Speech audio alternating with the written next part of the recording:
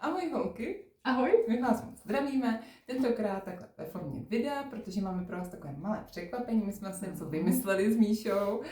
A my když něco vymyslíme, ano, tak do toho jdeme. A tentokrát je to, jsme vymysleli jako možnost, jak vás ještě víc propagovat, ještě víc vás poznat a ještě víc vám umožnit se navzájem propojit a být vidět. A to tentokrát ve formě video rozhovoru.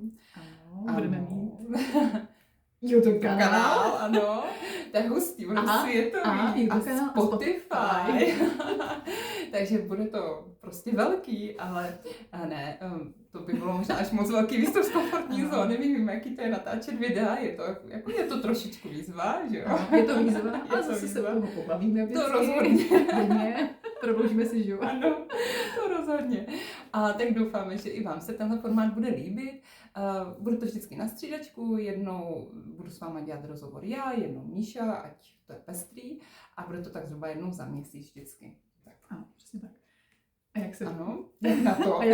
Jak se tam dostat? Tak úplně jednoduše, my dáme do naší skupiny formulář, kde vlastně, pokud budete chtít být součástí těchto rozhovorů, tak vyplňte formulář, kde napíšete, v čem podnikáte, o čem byste rádi mluvili, co byste chtěli třeba víc si zviditelnit, nebo jaké máte sny, cíle a prostě celkově, jak byste chtěli vlastně se propagovat. A my vlastně na základě toho vyplněného formuláře vybereme jednu z vás nebo některé z vás a už jenom jednoduše natočíme ten rozhovor. Pohoda. Na tom nic není.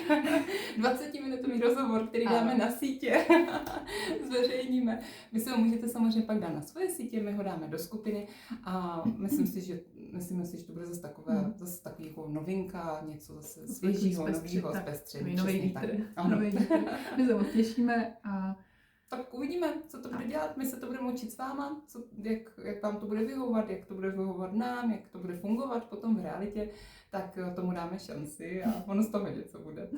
A kdybyste se s námi chtěli vidět naživo, tak máme taky příležitost, a to už asi víte, ale jenom to zopakujeme. Taková zmínka.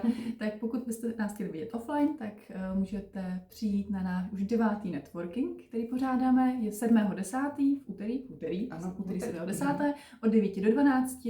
Zase ho máme v hotelu Eleonora, což jsou bývalé Žižkovy lázně, takže neváhejte, protože v tuhle danou chvíli už je vlastně polovina míst obsazených.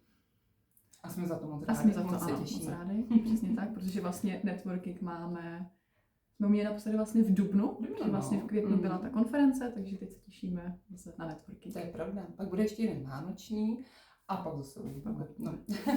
Tak jo, tak různě sledujte skupinu, budu tady různě vyskytovat příspěvky, pod kterými bude možnost se přihlásit. Buď na networking nebo do toho podcastu a my se budeme moc těšit, nebo my se těšíme, já už se těším. Já už taky. Tak jo, tak se mějte zatím moc hezky a děkujeme za podporu i vám a děkujeme, že to můžeme tvořit, jsme za to moc rádi. Tak, přesně tak, mějte se krásně a ahoj. Ať se daří, ahoj.